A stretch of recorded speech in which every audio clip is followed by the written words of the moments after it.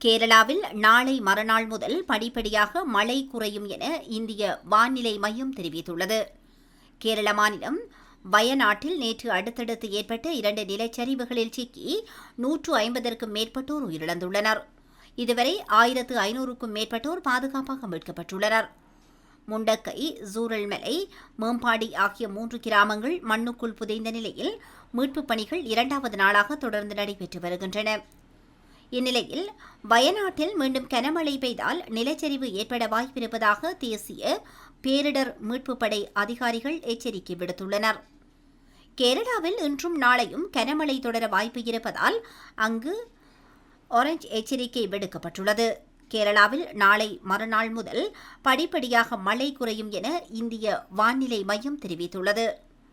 வயநாடு நிலச்சரிவில் சிக்கி காணாமல் போனவர்கள் மற்றும் மருத்துவமனையில் உள்ளவர்களின் நிலை குறித்த தகவல்களை அறிந்து கொள்ள 80 78 40 97 70 என்ற உதவி எண்ணில் தொடர்பு கொண்டு தெரிந்து கொள்ளலாம் என மாவட்ட ஆட்சியாளர் அறிவித்துள்ளார்.